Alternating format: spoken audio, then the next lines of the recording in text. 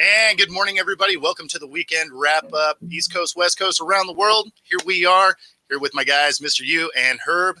How you doing, gentlemen? Doing good, man. How you guys?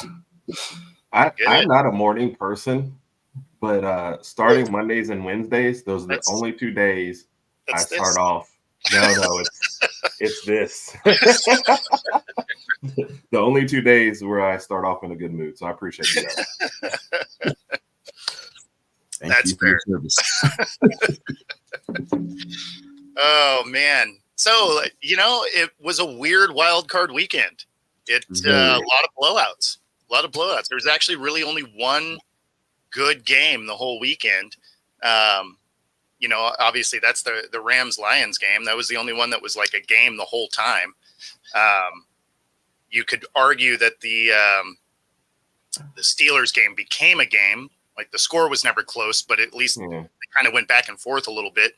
But let's talk about the East. What is going on? How many people are getting fired? Because, man, this is crazy. I guess we'll start with the Cowboys because, man, what a meltdown. There was some garbage time points, but, wow, that game was never close. Green Bay came out firing, and, I mean, Cowboys had nothing for them. Where do we start? Yes. Jerry Jones in his – we all have critiques about him playing the GM role and his impact on what's been going on since 1995. For context, we're going into the 29th year of this kind of stuff. And he says, this is beyond my comprehension. He didn't understand how this was happening. I think part of that's ego, but this probably be the only time I'm going to say this openly, but they legit should have gone farther than what they did. These guys were loaded in every area. I mean, they really ever do go that far, but they were loaded, man. And it's like to come out here and have a meltdown. I mean, I can't even say, this is all Dak's fault. You know what I'm saying? I got a buddy of mine that is tearing my Facebook down with, anti-Dak sentiment. He does it all the time. And it's like, Dak wasn't there since 1995. It's not, it's something else going on. It can't just be him. But it was an epic meltdown. I mean, these guys were 12-5 this year, I think it was. The last 3 years in a row, they've been 12. They've been 12-5 for the past 3 seasons, and they had only one playoff win to show for it. I mean, these guys are always, I guess, overachieving in the regular season, but it's like something happens when they get to the postseason. Yeah. When the last time you guys heard Bland's name in the past 3 weeks? I mean, I heard Bland's name every game until the past 3 weeks or so. I ain't heard that man's name. It's like something changes in the postseason. I can't really even explain it, man. I mean, it's to my delight because I'm not a Cowboys fan, so I'm good with it. It's entertainment. It's fodder for us to talk about on podcasts, but at the end of the day, something is just really wrong here. And they might fire McCarthy. They might try to make changes there, but something is still wrong. I don't even know what it is anymore. It's been almost 30 years. I can't figure it out. Can you? And I think you started off with the perfect point. The talent is there on both sides of the ball. You can't even argue that it's, they overachieved and they're getting the most out of their players. And no, I mean, you consistently have talent. You're consistent in the regular season.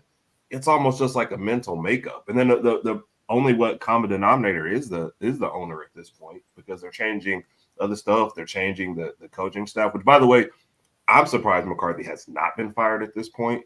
He made, like I said, he made Kellen Moore the scapegoat last year, basically put it all on him and took no responsibility and no blame on anything.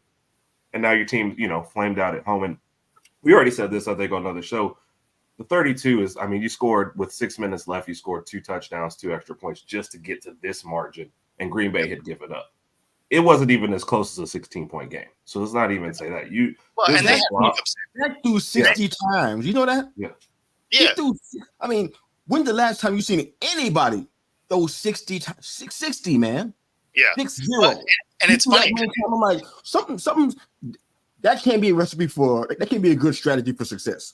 Yeah. When you're throwing 60 times, something's wrong there. If Zeke was there, I don't think it would change anything in the result, but something is just wrong, man. It wouldn't have because of how fast they got behind. So they had to abandon the running game because they were getting smoked immediately. But 60 times, bro. The thing that's funny is, Dak had a pretty clean season, right? As far as throwing picks. Yeah. And then he throws a couple in here. There could have been 6. Yeah. Like there's ones that hit dudes square in the hands, right? So you're just like, oh man, like this is an ugly game. And then when you watch the defense, this is actually my biggest problem with this game. You watch the defense for Dallas, and they're playing, cover 3, right? They're deep thirds, right?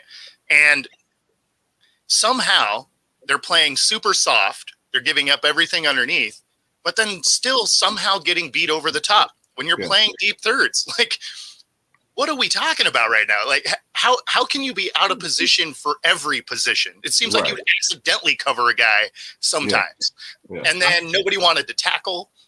It was crazy. It was crazy. The Eagles I saw that. I don't get it.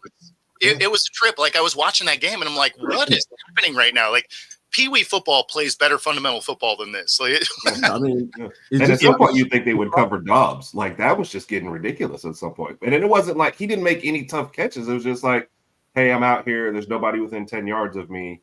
Toss me the ball. That's the thing. Let's be real, man. Love was thrown into double and triple coverages a lot to Dobbs specifically, and he was still making the catches. Like, what did I say about your defense? What's that? What's the message you're sending us? I don't know if it's a McCarthy thing or not, man, but it's just something just wrong there. Like you said, Bo, it was some issues with coverages. The tackling was poor. The angles that some of the DBs were taking to make tackles. It was like, it's not the kind of stuff that you kind of would expect them to be doing it, having won 12 games. It's like, how do you abandon everything you've been? I'm speechless, bro. It is January football for the Cowboys. I don't really hate the team. I hate the fan base more than I hate the team. But I can't even help y'all. I have nothing to give you guys today. I mean, what's going on here? And if McCarthy is gone, you can bring in a defensive guy to be the coach. I mean, the defense was a bigger problem the other day as everything else was. It's just that's the thing. Is I think Quinn pulled his hat out of the ring as far as taking over for McCarthy if McCarthy does get fired, right? Because that defense was horrendous. Now it's one game, but it's one game in the playoffs. That matters, though. That means a lot more to me. You know, if you flame out in the playoffs, that's a major concern the way I look at it. So I don't know. Like, that was crazy. Oh, you had a Twitter post about it, I think, and a guy was kind of going back and forth with you. I think we were voting like who was going to go further, and he's like, "Well, Dallas is the only one that's actually in these playoffs." You go, "Yeah, but their history is like, different players now. You can't judge them based on the past." And I was like, "It's the same players last 3 years." Yeah, and we're just like to Mr. U's point. This is what always happens. Like, this is why you get judged by this. You know, sometimes you just are who you are. Right. And now I got to throw something. I know we get ahead of ourselves, but I just read something. I think it was late last night. Maybe I was just really sleepy and I misread it. But it sounds like the Cowboys are talking about bringing in Harbaugh and Jerry Jones relinquishing his role that he had for how many years now in that GM role to give it to him. I'm like, never. No, I'm saying no. I know I read it. That's puppies and unicorns. Like, that's not a real. Yeah. I mean, say the truth. Is it really though? I mean, this was the Jerry Jones. I seen him post game conference. I see it was different this time. I don't know what he was thinking. I can't read his mind, but it was different this time. Well, it was really different. You know what? I tried almost 30 years and it ain't been working. Maybe it took him that long to figure out that maybe it's time to try something different. I don't know if Harbaugh is the different you want to try, but the GM thing with him is clearly not working. Right. It doesn't always translate to stuff on the field, more like players and who you draft and that kind of stuff. But they need a lot of things in that team. They need a lot of help because something's wrong. It's not talent. They had Randy Gregory. Them guys, Gregory was talented, but they had other issues. It's always something with these guys. So I don't know that. Which would speak though to him being decent as a GM. The fact that they always have talent. That's why it's just kind of weird. He's actually a decent GM. Like, he gets talent. He collects talent like nothing else. He just can't get it to play well together. Right. But the part that was really different this time than in years past is he had his post-game conference, right? And, you know, it went the way it did. He was just like, I have no idea what's going on, right? And then he canceled the entire week's worth of press conferences that he was supposed to do. Now, that's something that's very not like Jerry. Jerry wants to be in front of the camera as much as humanly possible. Right. And so for him to cancel all the rest of the press conferences, dudes are getting fired. Like, without question. Which ones? Who knows? But there's going to be some shifts in there, because if you make the owner mad enough to cancel the one thing he actually really likes, you messed up, right? Like, but to be fair, they have to fire somebody though, right? Like, you can't run this back. Yeah, I mean, you can't run it back because they've ran it back for the last 3 years and it's ended the exact same way, right? We're 12-5 and we flame out immediately. It's like, but what do you see? You got to address the right situation. You can't just address the symptom. You got to address the source or the root cause of why this is happening. They keep changing. They change coaches out. It's not a big deal. They do that all the time. Sure. But we're still at the same place that we are almost 29 years later. You got to change something that hasn't been changed before. So Jerry's always running around with a Molotov cocktail trying not to get burned. Like, he's just running around the fire all the time. The owner and GM jobs, it's like, it's hard for me to see, just me sitting here as somebody who is not skilled in the NFL things. Sure. To have both of those jobs, it's like, I don't say you can juggle that. You got to give one of them things up. You want to be the GM, give your ownership up. You want to be the owner, give you GM. But you can't beat both of those because he's talking too much, and GM didn't even talk that much. He's talking as an owner, but he's making proclamations about what's happening on the field that you can't control. Yeah, that's the thing. He could actually keep his GM role because, again, he amasses talent. Like, that's not a problem. The roster's loaded. What he needs to do is, like, go to Cancun for, 6 months, the whole time they're playing football, and stop meddling in day-to-day football operations. Because from the GM point, he gets talent in the door. So I really can't fault him that much because he drafts fairly well. They pick up free agents that, that's kind of hit or miss. Sometimes they overpay, but that's anybody. If that was the only problem, that'd be great. But the problem is he meddles in the team all year. That's where he needs to stop. He's creating expectations that they can't meet. Well, he just needs to do the GM. He could do the GM and then do the rich person thing, get on a rocket, go visit space, like something that gets him away from the team. Because soon as he's meddling in the team every week, that's where it seems like everything derails. Because again, talent-wise, he actually does a pretty decent job, getting players in. Yeah, I think what y'all are saying is like the GM part of him can stay there, do that stuff, and when he's kind of at a point where he's done, the owner of him needs to go. And stay away from the team because that's kind of. I think you guys are kind of on the same. Yeah, I don't think it's possible. Like to that point, I don't think it's possible because he likes the limelight. Owners and GMs don't talk that much. No, I agree with you. I think I challenge you. Like most GMs, you can't even name who they are unless you go look it up because they're never ever out. Matter of fact, owners too. I don't know all them owners. No, you just know the annoying ones. Yeah. When they get in trouble for something, that's when you I know because the commentators showed them on the screen in the skybox. That's how I find out who they are. Yeah. Yep. I don't know you. Yeah. We should know him this much. I think it's an excellent point by both of y'all. I do think he gets the talent. He needs to stay away from the team. Whatever change they're going to make, does have to start with him. Because you have to say, hey, you're the only common denominator. Now, I don't know who anybody has the balls to actually tell him that, but somebody's got to say, you're the common denominator the last 29 years. So, oh, man. Can I go? Can I go? That's why I'm saying this. Even though you guys' points are valid and that he's doing great with the draft, it's still good. It's not great. And as long as he's in that spot, I feel like it's a problem. I mean, tell you the truth, man, McCarthy, he hasn't been regular season. He's been good, right? But he just hasn't been great where it counts. Jerry Jones, man, he needs to step back. I think he needs to step back and be the owner and not be the GM. He's doing a good job and he's been sufficient in the drafting area and talent development or talent acquisitions or whatever. He needs to step back and be an owner. Let somebody do the GM. They might do it as great as Jerry, let somebody else do it, man, because you meddling and you too involved in this part of the process. And I think it's stifling things. It's been almost 30 years, dude. How many you change the whole house, leave the bathroom the same? We know this. We know what the problem is. It's the bathroom. You got to change that part too. All that's left, man. There's nothing else left.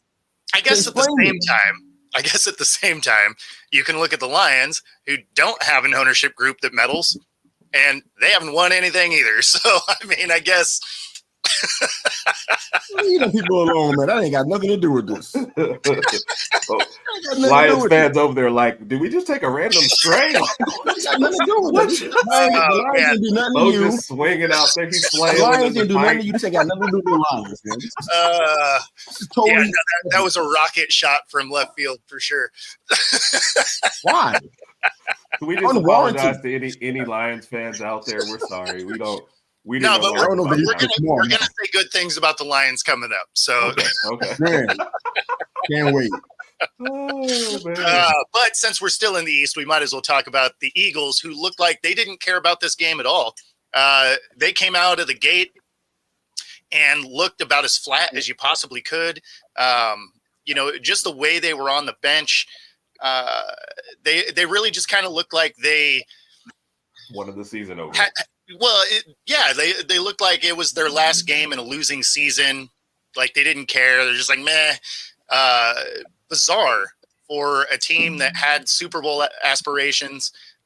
Struggled down the stretch. Really could have used this game as a get-right game if they were, so inclined. But man, it was the most uninspired football you could possibly look at.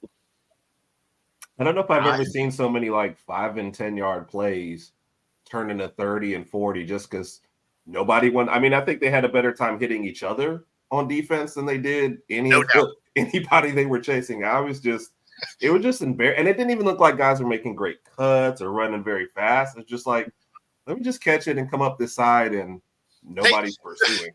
The worst defensive play I think I saw out there was a pass out to the right sideline. They had 3 defenders there. All of them seem to somehow overrun. They score.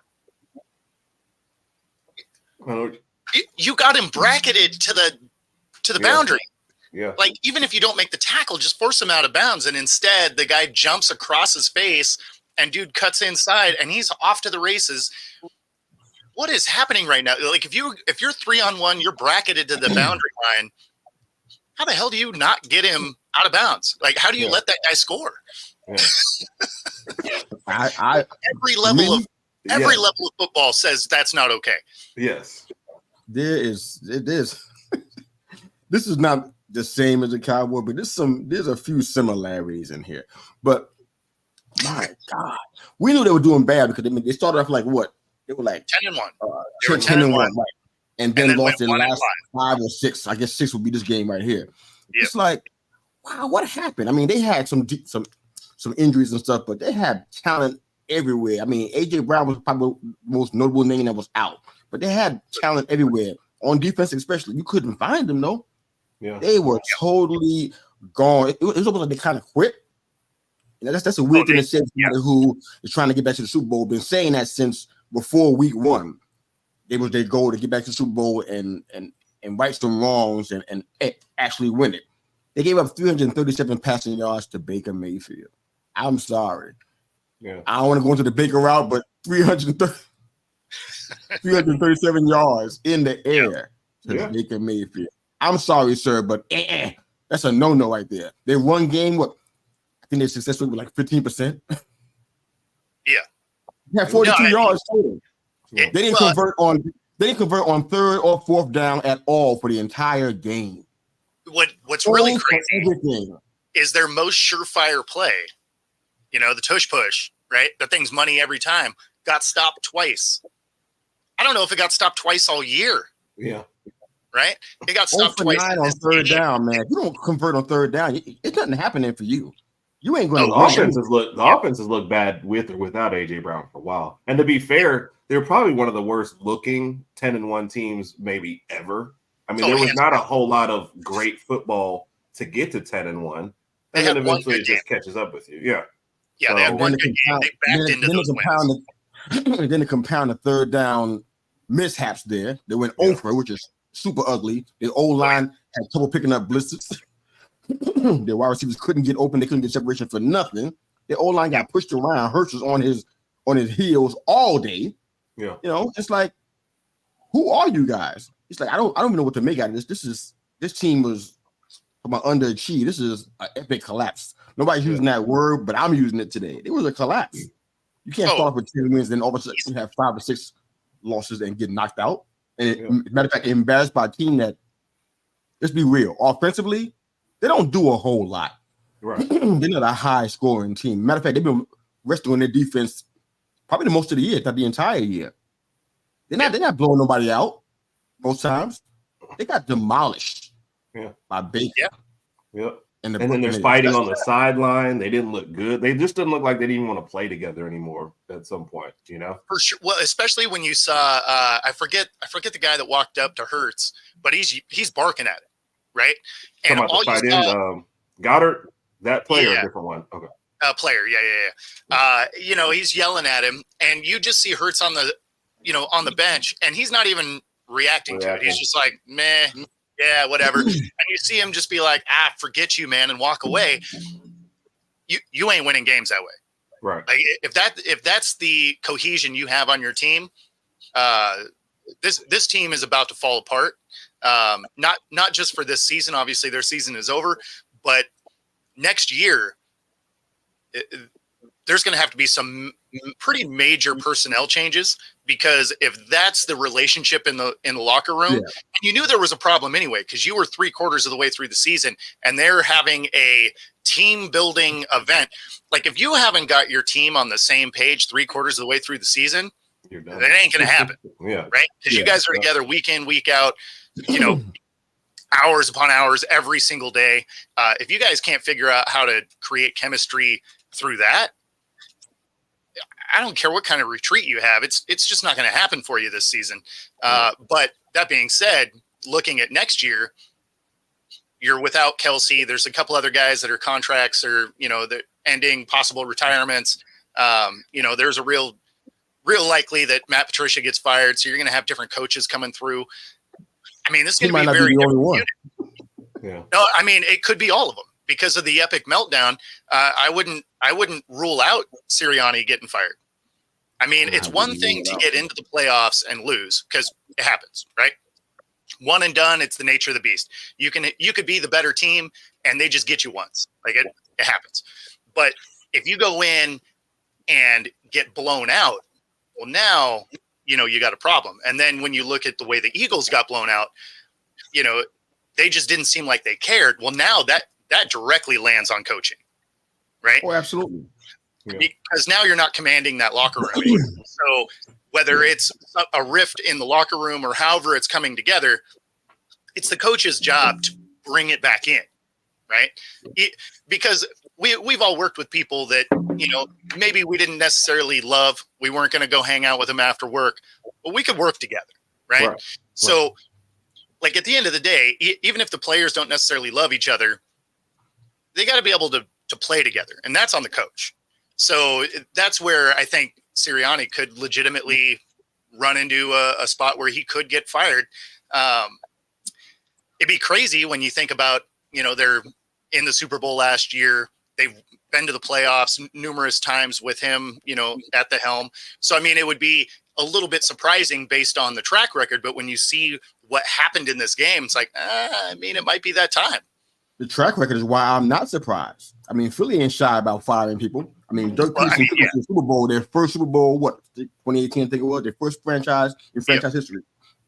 Got savagely booted out after 3 seasons. So management in against doing that kind of stuff. I mean, in this case, we got so much confusion. I mean, I didn't see that particular sideline thing, but it kind of adds to what I've been thinking about this. I'm like, you know, this is some stuff that might be hard to come back from. You always see attitudes and stuff on the sidelines. They ain't really a big deal a lot of the time. We've seen like Diggs in Buffalo and all little meltdowns and that kind of stuff. And even in fact, AJ Brown Manning and Saturday. That one was hilarious. AJ Brown had one too. AJ Brown had one in Philly not long ago. You kind of get past that stuff, but this is like the kind of stuff that's like, can you get past? Can you trust each other now? Can you restore the trust? Once it's broken, it's kind of hard to get that stuff back, man. They don't mind firing people, man. They'll fire people in a minute.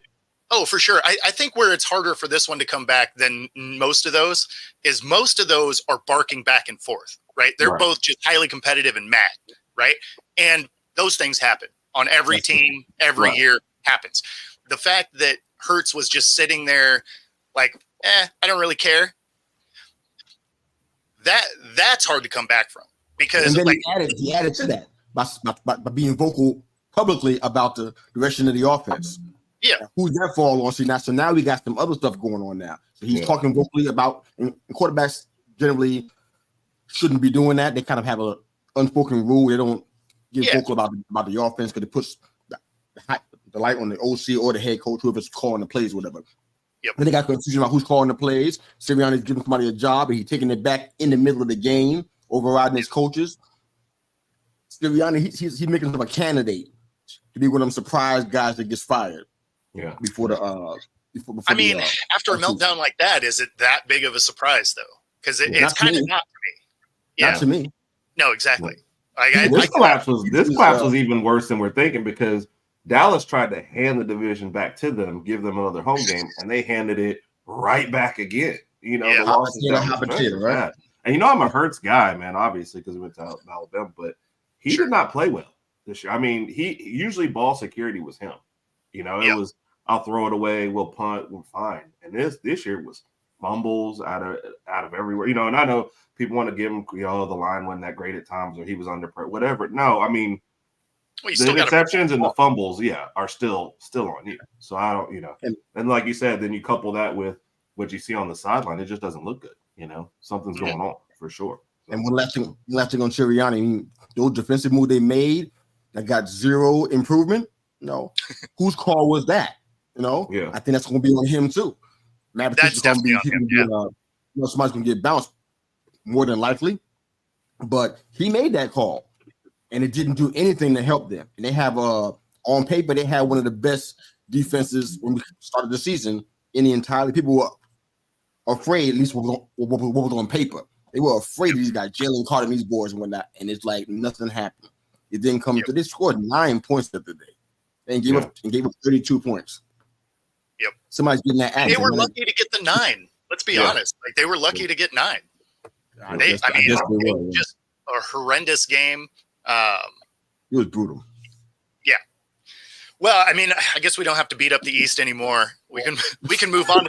We can move on to beating up the Browns. Oh gosh. And that's what I'm saying. There just really wasn't good games this weekend. No. This kind of is what I didn't expect them to get blown out the way they did, but I did expect Flacco to turn back into a pumpkin. So I had the Texans here, and for no other reason than the Texans have been playing really good football, and I don't trust Joe Flacco. Right. I mean, I was laughing when they were like, "Oh, he could be comeback player of the year." I was like, first off, DeMar Hamlin exists, and second, you would have been more likely to give it to, say, Baker than Flacco. Flacco came off the couch after, and played 3 games. Like, what are we even talking about? That's a year-long award to give out. You're giving him comeback player of the year because he's coming back from playing Who Wants to Be a Millionaire on, watching on his couch. Like, I don't really know what we're talking about here, but so I figured that offense would fall apart. And then, he throws a couple of pick sixes. And so as I was watching that, I was like, there's Flacco. Like, this is the guy I remember. His arm's been pretty much dead for a while. And I didn't think he was as bad as he was with the Jets, right? I didn't think he was that level of bad. But this is the game I was waiting for with Flacco. And then, you look at the other side. Stroud had a great game. Their defense played really tough. If you're a Texans fan, you got to be just ecstatic about how this went. And if you're a Browns fan, you're like, it's the Browns. I didn't pick. Well, first off, I didn't pick them, to be clear. I've been talking about the Texans probably way longer than I should have. I saw something great. I mean, it wasn't about Coach Ryan per se. It was just some of the personnel, their guts, the ingenuity. They had Ogunbowale kicking field goals, and it's like just things that like out of the norm. But any way to make a win happen. Yeah. They were pulling wins out, man, and that's most of the time when Stroud was in the game. When he went out with an injury, we saw less of that. But man, like I didn't think Flacco was going to be, the Iceman coming for anything. But I mean, he threw for almost 50 times the other day too. It's like that probably shouldn't be happening. I think we talked about it on Monday. If you got a solid winning game like with Chubb and what Hunt would have done if they were together, I think this game would have been a lot closer. Who knows? Might even been a different result. But you got Kareem Hunt trying to carry it all by itself. It's like, yeah, we've seen you try that before, and it didn't work out well. So the fact that Flacco had to throw that much, it kind of let me know that, you know what, their running game was inefficient.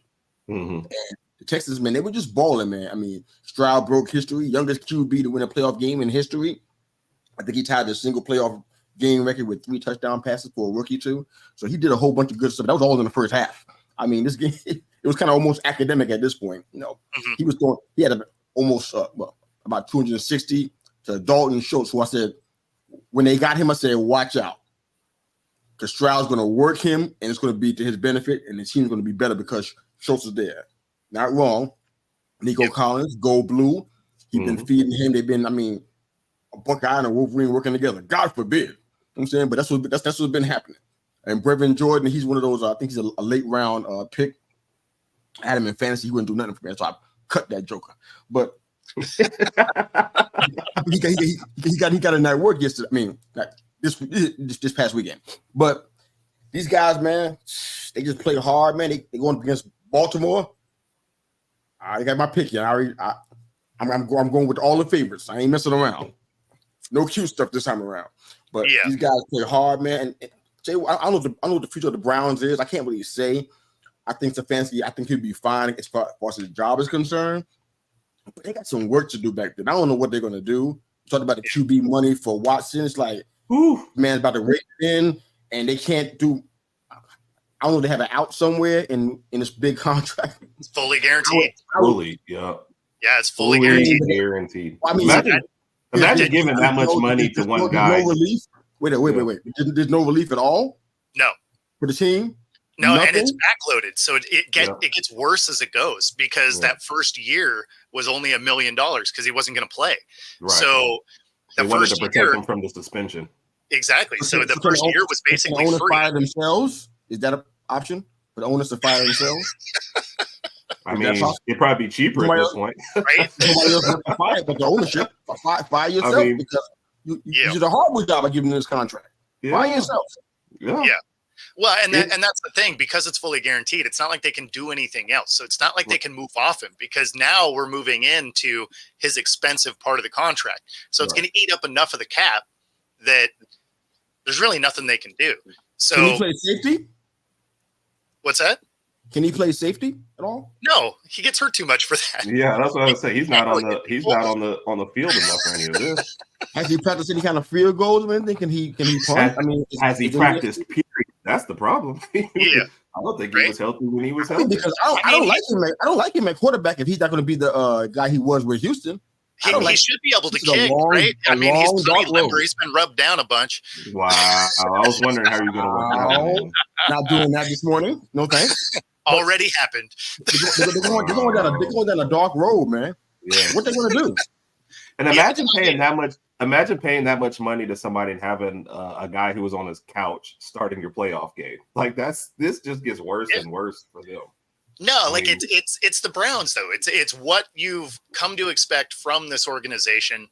It's why they have jerseys that have like 45 quarterback names on it, because they can never get that position right.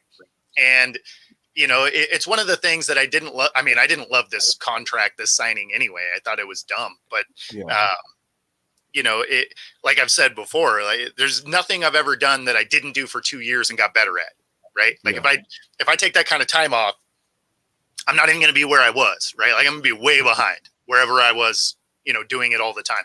So, he sits out the year in Houston and then gets suspended and comes back, plays horribly. Comes back this year. You thought maybe, right? Maybe with the preseason and all of that, he can do something. And then, gets hurt.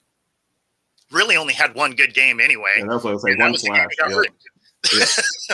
Yeah. So, you feel bad for the organization because you're just like, oh, man, like I get what they were trying to do. They're making a reach. They thought they were a quarterback away, and they're probably even right because the defense is elite. They have nice pieces around the offense, and then they just reached for the wrong quarterback. Like I feel like just like competent quarterback play probably could have been enough. And they went and got Deshaun, and he was as much of a problem as any of the rookies that played. So they were fortunate to be where they are. That's why I'm not. The future doesn't look good to me to be second in the North. Yeah. I'm kind of shocked. I didn't really expect that. They had 2 games. I think week 6 against the Niners and week 10 against the Ravens. That they had a W that they probably didn't have to have. It was like probably by a couple of points each of those games. Like they eat that thing out, man. And it's like you can't rely on that. Not with what the talent you're working with right now and what's going on at almost every position. Literally, it's like I'm talking even kicker. Everything's under the microscope right now. I'm seriously everything is. Yeah, but you can't even make moves. Is the problem. It's a $63 million cap hit for him next year. Yeah. I mean, you can't even make moves. In fact, you're going to lose people, right? Because you're not going to be able to afford to keep them all because of his cap hit. And it's not like he's going to restructure. Why would you give away guaranteed money? Right. Like you're not going to. There's zero leverage for the team at this point. So. Well, especially because as bad as he played, which side of the ball do you think money's going to be going from? Defense. Which side of the ball? Yeah, the defense gets worse. I bet you it won't. I bet you the offense is going to be suffering the most. People are not going to be coming back. Can't afford to pay them. Watch. Well, I think it's going to be both sides of the ball, but I think the defense probably gets the most hurt because of how much talent's on the defense. They're all going to require money. So yeah, I mean, guys, heard of playing wide receiver. This is going to be a nightmare. This is about as close as I think they get, and then it's going to be back to what we've seen from the Browns for years. Yeah.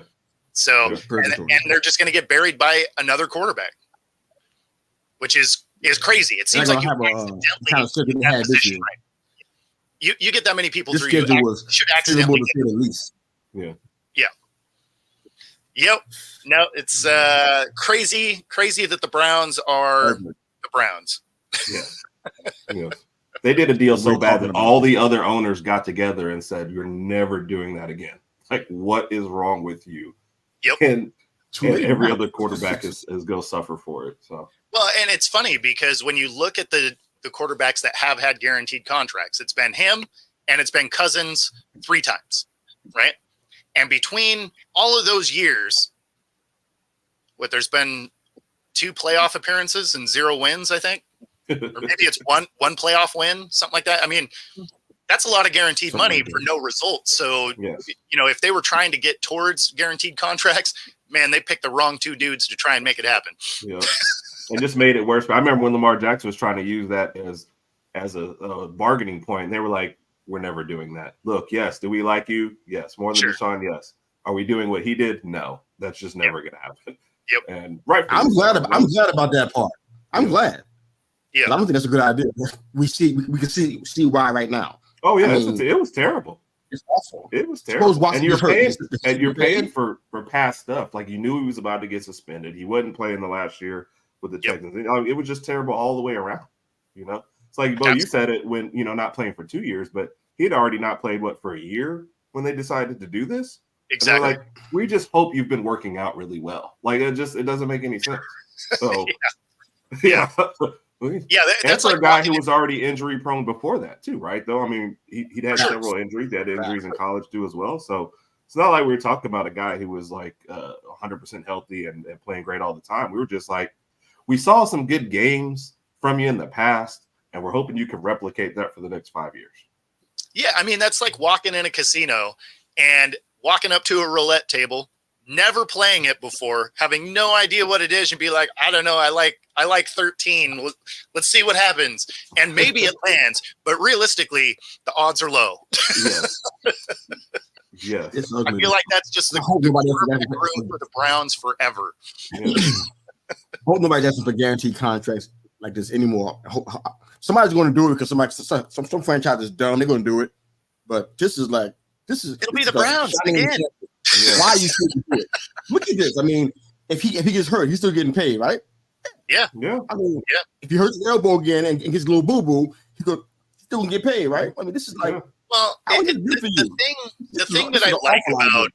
the thing I like about most of the contracts in the NFL is that you got a solid guarantee, right? And then usually it's per year, whatever. There's some signing bonuses, whatever. But then there's incentive laden things, right? So it keeps that competitive nature. You're like, oh, I'm trying to hit this like you got goals, right? Deshaun didn't have any goals. He's like, I got 230 for waking up today. Yeah. So, it's one of the things I don't love about like the NBA, right? Theirs are guaranteed. So whether they play or they don't, doesn't matter.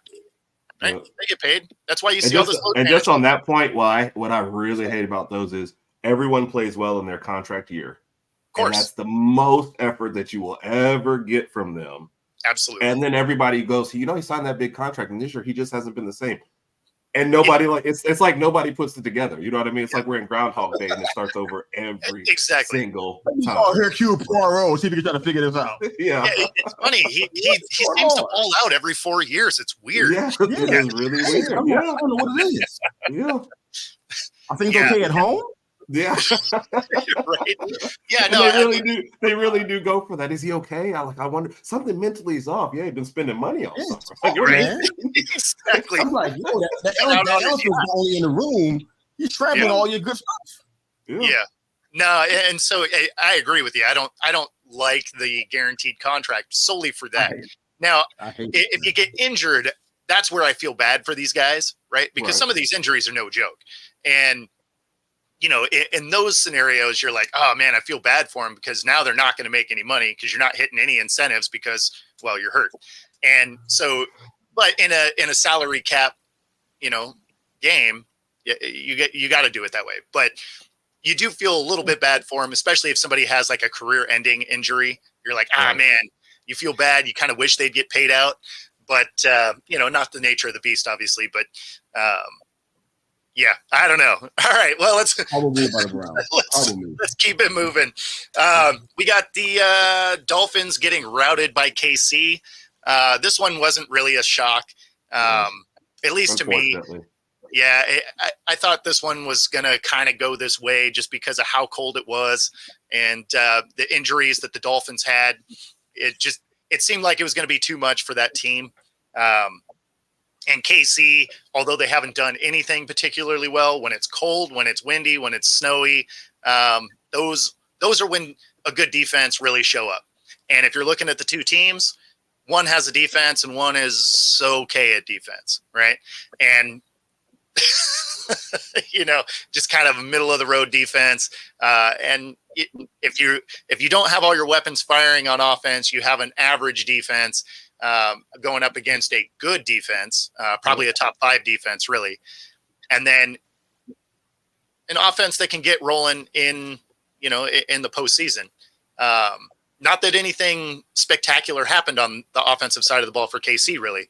But, it wasn't a huge shock to me. And then throw out the Dolphins don't play well against good teams. I mean, it has to be said for sure. They just don't beat winning teams. And it just seemed like inevitable. Like I said, I told Raj I'd pick the Dolphins for him, but I mean, you want to say uninspired was this whole thing, not to the Philadelphia level of we want the season over with, but sure, you didn't feel like you were going to get a real fighter's chance in this game, and if you pay for Peacock to get this game, you got to be, unless you're a Chiefs fan.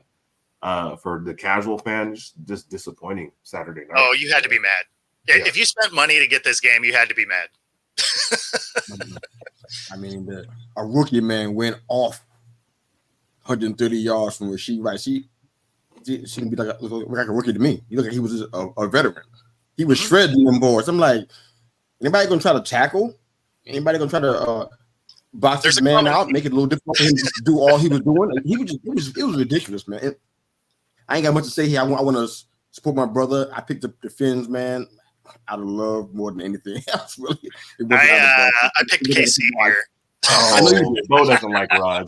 Raj, We love Raj more than you do, clearly. But I think I picked the Finns, and I just really I love Raj, but man, I couldn't do it. I'm looking at him like, man, this is going to be a fan L.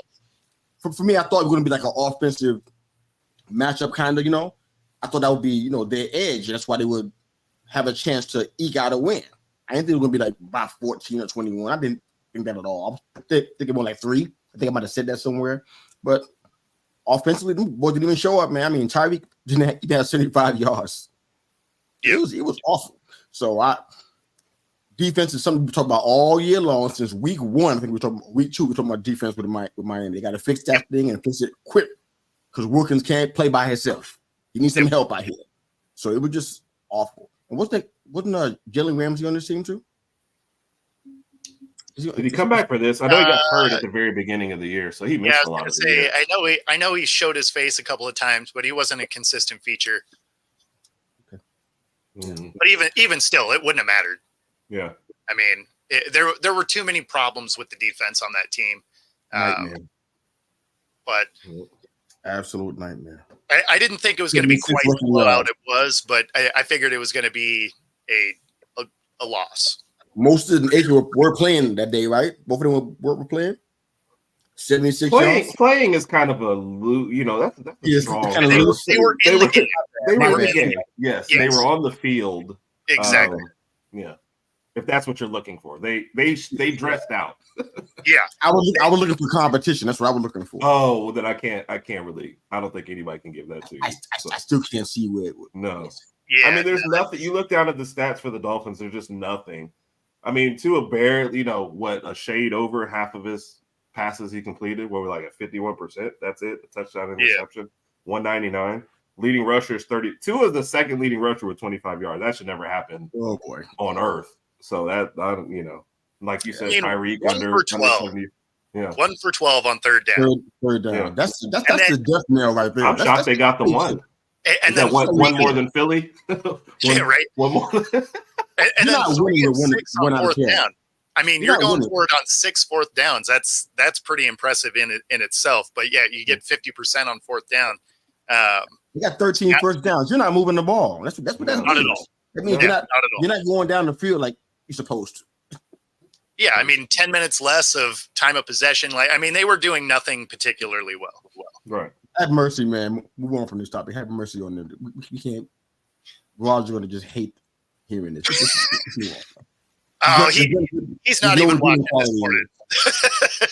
I don't even want to talk about the Chiefs either. I don't want to talk about them either. Let's just move on. All right. Let's see. And then, of course, we got the Steelers Bills. Oh God. This one I thought was going to be a problem for the Steelers. Yeah. How did you know? I thought any game that they had to score, I thought was going to be a problem for the Steelers. No, exactly. Yeah. Whenever they turned the ball over and it led to points, I was like, all right, they're not winning this game. So yeah, and it's funny because after the first quarter, right, Buffalo jumps out to that 14-point lead. Allen, runs for what that was like a 53-yard run or something. But after that, it actually kind of turned into a game. Like the end score won't show it, but they both got a touchdown in the second, both kicked a field goal in the third, both a touchdown in the fourth. So it became a game, right? Mm-hmm. It didn't matter. It was out of reach, but it started to look like, it started to become entertaining. Otherwise, yeah, it was just kind of entertaining. I don't know if I felt that at all during that game, except watching the fans in the snow. I don't know anything was entertaining about this. I think early on it looked like something, but then had that fumble and that leads straight to a touchdown. In Pittsburgh, they're down 14-0. They drive, they throw an interception, they come back the other way, score a touchdown. It's like it was almost there, and then it wasn't. And then, and honestly, it had moments where you're like, oh, okay, this could be something, and then something bad would fall. My daughter's a huge Steelers fan, and I was like, you watching the game, Dad? I'm like, boy, it's getting blown out. I ain't watching this game. I mean, are they going to start playing? Talk about winning the game ugly. In times past, the Steelers can rely on something like that because they had defense. Right. Yeah. They gave up 31 points in 5 straight playoff games. I mean, they just historically they're the first team to ever do that. And it's like, obviously, we talk about it every single season because it's kind of a thing that TJ Watt gets hurt and he goes out. But that can't be the only reason why your defense is struggling. It can't just be because of one person. Something else is not going well here. And it's like Thomas talking about potentially coming back. I'm like, what you going to do, man? You better do something else, man, because winning ugly, that can't be your reputation because your defense blows. You got to do something else. Yep. I mean, I never thought for a minute they were going to win this game. And we see the Bills be as mercurial as you can possibly be, up and down, left and right. You couldn't tell who's going to. They were beating team they shouldn't have beat and losing the team they shouldn't be losing to. I never had a doubt in my mind, not even for one single second, that the Bills. Well, and they had Mason Rudolph under center. Like, how confident were you feeling? Yeah. Vegas, sign me up. Yeah, right? I'm getting paid. Yeah. I mean, when we did our pick 'em on there, we didn't even analyze this game. We just like, Bills are winning this. Right? You're just like, and moving on. There was a different question. The next game is a different story, but this one right here, no. Yeah. Never we might as well move into that one because this one obviously was a no-brainer anyway. And of course, this one was a great matchup, Lions-Rams. And, with all the storylines around it, both quarterbacks going back against the team that they were traded from. But for me, I had the Lions here because this game just meant so much more to that team. Right? They hadn't won a playoff game since 91. It's more of a chip on the shoulder for Goff, right? Because, I mean, Stafford didn't really have one. He's beloved in that city. He left and got a ring. Like, everything that could have went the way it should have went for Stafford did, right? So this is one where it's a city that desperately needs a win, right? That's been craving a win for forever, right? So it was just one that I thought they were going to want the game so much more that they'd find a way to win. This game came down to a field goal for the most part. Yeah. I mean, the fourth quarter, the Lions didn't score anything. Like, you don't ever want to be in a Yeah. Well, there's only nine points scored in the whole second half anyway. Everything got shut down. I didn't know. I didn't expect that. No, I didn't at all. Did you? I didn't expect that at all. 63 was their second half score. That's no. I thought they were going to put up point. Like, I thought this was going to be a little bit of a track meet between these two quarterbacks. Yeah. I thought Detroit would keep running the ball because that's what was working for you before. So why wouldn't you keep on continuing? They weren't able to stop you. I mean, Gibbons went all over the place. I haven't seen that from him all year long. He's running over everybody. Let him keep doing it until they can stop it. But no, you try adjusting and making changes, and now look, you got a scoreless fourth quarter. You were fortunate to win by 1 point. Yeah. Now they're going to the next game. Try that in the next game and watch what happens. Yeah, I mean, that's obviously not going to work. But, I mean, the biggest difference was the Lions were able to finish some of those drives in the end zone where the Rams weren't. Because when you look at the stat line on it, like how even this game was crazy. Because Rams have 22 first downs, Lions 23. Both went 3 of 9 on third down. Both were 1 and 1 on fourth down. Time of possession was different by 10 seconds. Right? Like, I mean, the stat lines going back and forth was crazy. Rushing yards 68 to 79. This is where the biggest difference is Stafford put up 357 versus 255, right? Like that was the biggest difference in this game. And I mean, so it's about as balanced as you could be, which is why your score was 24-23, right? I mean, it was that kind of battle. But it was a great game to watch. Whether you're a Lions fan, Rams fan, just football in general. It was definitely the best game of the weekend. It was the only one that was actually a game. Absolutely. The only one you had to watch until the actual end. So my Lions fan, I think I told this another one. He was texting me during the game, and when they got the ball back, and I guess they were up a couple, it's like, we have to score a touchdown here or a game's over. And they punted. He said, all right, game over. We're done. So he had given up there. I didn't think if they didn't score, especially a scoreless fourth quarter, I didn't think the Lions would hold on. So that was and then maybe a little pass interference at the end, not called, helps you out just a little bit. But I don't know. Sometimes you need that at home to squeak by on a victory. So yeah, I mean, the one thing I'll give the the refs credit for is they did kind of let them play. Right. So on both sides, it's not like they've really favored one team more than the other. Like they let both teams kind of play, get away with some stuff. That pass interference probably should have been one. You know, they owed enough in that Cowboys game. They owed them that one, so they probably said, "You know what? We owe you. Here's your refund, sir." Yeah. From the If they known how Cowboys. the Cowboys were going to turn out, would they even bother helping them out though? Too like this, is what y'all are going to do with it? Who cares, right? How did you not? How did you not know? It's been happening for almost 3 decades. right? Yeah, we've all seen this movie before. Yes. I mean, we've been watching this movie on VHS. Like it's an old movie. I'm kidding, bro. Actually getting up on the couch and turning the channel yourself. I mean, that's really, Right? that's what we like to do. Adjusting Using the the oil on hand, the rabbit ears. Yep. Broke off hanging and whatnot. That's Oh, what we yeah. like. Yep. Yeah, no, it's crazy. Oh man. We got some good matchups coming up though. This week's matchups are going to be awesome. KC at the Bills, going to be a classic, right? You got Texans Ravens.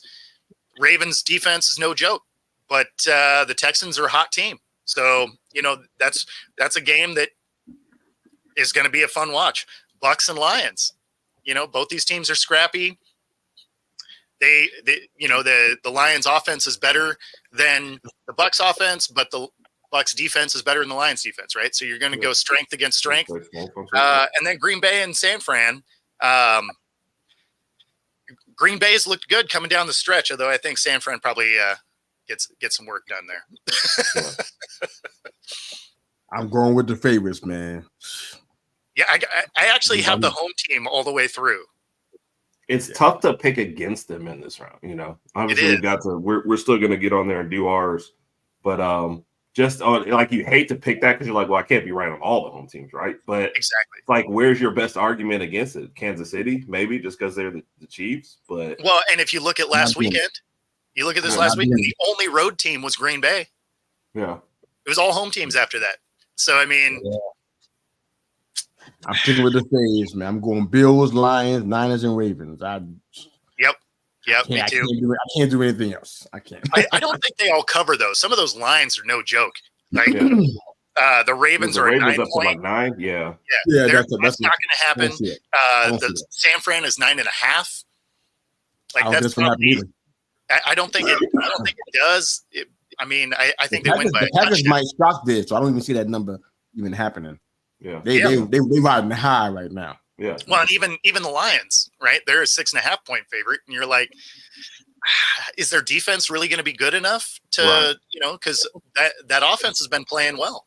Yeah, and but they have a habit of playing tighter games, though. Yeah, but they just seem to play tight games, whether you know favorites, underdogs, whatever. It's like they work for somebody who says, "Let's keep it within 3 on every game," you know. Absolutely. So, and they don't close games very well. It feels like. So. Yeah. No, absolutely. Well, right on. We are at the end of the show. Thanks for tuning in, and of course, guys, let them know where to find you. We are on YouTube, Twitter, LinkedIn, and Facebook at They Call Me Mr. U. Yep. Herb and Raj, or Raj Herb on Twitter, and the Herb Raj podcast on YouTube and Spotify and everywhere you can find podcasts in our comment. And of course, if you are watching on YouTube, be sure to like and subscribe. Helps us bring our content to you. If you are watching on Roku, be sure to stay for the next hour. Other than that, see y'all later, guys.